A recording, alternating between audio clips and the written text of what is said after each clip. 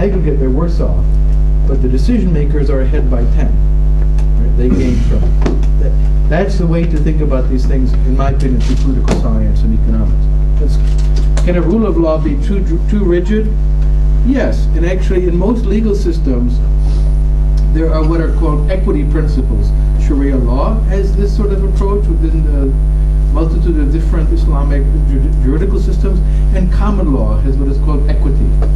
It may be that there's a case, that there's a well-established rule, it just doesn't apply well in this case, because there's some other circumstance. The person was very young, or did not have full mental capacity, or something like that.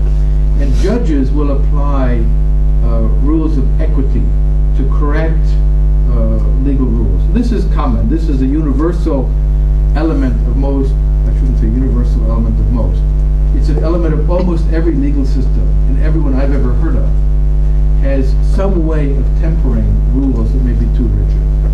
And like I said, in English common law, these are called equity courts and principles of equity. In German civil code, you have what's called Gnadenrichter, who are special judges that examine cases and say the rule in this case has been applied too rigidly, and there should be some exception or softening made for some. Survival versus spontaneous order. Here's an interesting point, if I understand this correctly. We might think about the fun. This phrase, survival of the fittest, is a very unfortunate term drawn from biology. When we think about Darwin in this context, two animals fighting, right? The one with the biggest claws or the biggest teeth eats the other one. That is considered to be the fittest. In a different context, though, of social order, what you might talk about is not nature red in blood and red in tooth and claw, as they say, violent nature. But instead, different kinds of firms or different kinds of social order compete with each other in order to compete, to cooperate with us. So if we think about firms, we have, for instance, what's the primitive computing system that you use, Abedin? What's it called? Doors, gates, windows. That's it, windows. and I use an actual computer, which is the Macintosh. So we have competition here. And unfortunately, this old dinosaur-like system is still around, but the better system is advancing rapidly. So we do have competition between two firms and two systems, not just two firms. The Macintosh superior system and then the old useless primitive system. So that's an example of competition. We'll see which standard works out better. Similarly, all kinds of standards compete, if you will, like DVD versus video cassette, and so on, MP3, MP4 standards. These are all competing. But when one of them dies, it doesn't actually die like you or I would, right? We don't have a little burial for the video cassette. We don't stand around and say, "We really miss you, video cassette. You were great." Video cassette is no longer used. It died, but no person died. So that in war, when you win, I die. That's what the nature of war. But in the market, what is competing is not people, it's ways of doing things that are in competition with each other, right? So if one business person does a better job, it doesn't mean that the other one dies, right? If you get the contract, it doesn't mean I'm going to just burst into flames and die. Just you get the contract. The market rewards you for doing a better job and having a better standard. I think we're about out of time. So these are going to stay here. I will continue to ponder them. There's some great questions. Boundaries to individual rights, that's a very rich one. About certain kinds of behavior, walking naked in the streets. Which actually in some countries people do. If you go to Africa, women are topless because it's really hot there all the time. And that's their tradition in parts of East Africa. I would not do that in Iowa, for example, where you might get in trouble. The welfare of the lower classes, I'm going to talk about this. This is a really important question. and I want to talk about this directly later on as well. We will talk about these. Isn't spontaneous order a naive belief? I don't think so, and I'll tell you why. People who say everything is a spontaneous order may be naive. I'll grant that. But there are many spontaneous orders that govern our lives. They do exist. They do work. And if we're to be serious social scientists, we should try to understand how that happens. So it's not naive. It might be naive to say all order is spontaneous. This seminar is not spontaneously ordered. It was ordered by Amin, who's about to shoot me for talking too long.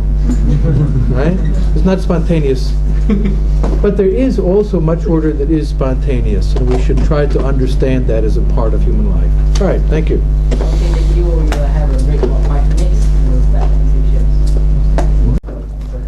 And the enormous increases in human living standards that have been made possible by global trade. And people in this region, I think, should understand quite well the significance of trade. What has happened lately, though, is the collapse of the global trading order through the collapse of what's called the Doha round, because of the intransigence of protected special interests, mainly in in Western Europe and in Japan and in North America, particularly agricultural lobbies. This has, I think, led to really a very serious challenge to global free trading order. And what I think is necessary is to develop a model of unilateral freeing of trade, not multilateral, but simple unilateral. The smartest thing to do is to eliminate barriers to trade, not as a concession to others, but as something you do for your own country, because it is good for your country, irrespective of the impact on others.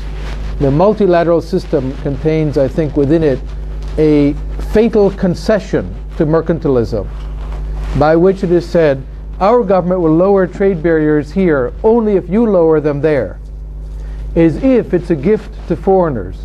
In fact, free trade is a gift to your own citizens by lowering the cost of food and other products that they want to consume. Second is a very serious threat to freedom of travel. And this is partly related to what I consider the foolish so-called war on terror.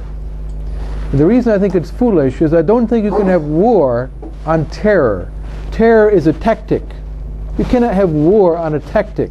You can have war on another government, on a state, or even on a terrorist network. But how can you have a war on a tactic? To me, it doesn't make any sense. It is a recipe for endless state activity that restricts liberty. And in particular, as I mentioned, how shameful it is that the U.S. government has begun to make it more difficult to enter the United States and to travel. So freedom of travel, I think, is a vitally important right, and it's one that liberals really need to stress and focus on, the right of human beings to travel freely without asking permission of others. It is a fundamental right. You should not consider it a privilege granted by the state. And then finally, and it's related to the second point, the dangers of a system of international order in which one state claims the power to exercise unilateral force. And you know which one I'm talking about. Singapore. No, actually the United States. And I think that that is something that is a very serious issue. I do hope that after the elections, the United States population corrects this, gets rid of the current administration, which I cannot wait to see the back of them, as they say, and begins to move more towards an international order governed by law, rather than the view that one state can decide to overturn that government, overturn this government, intervene here and there.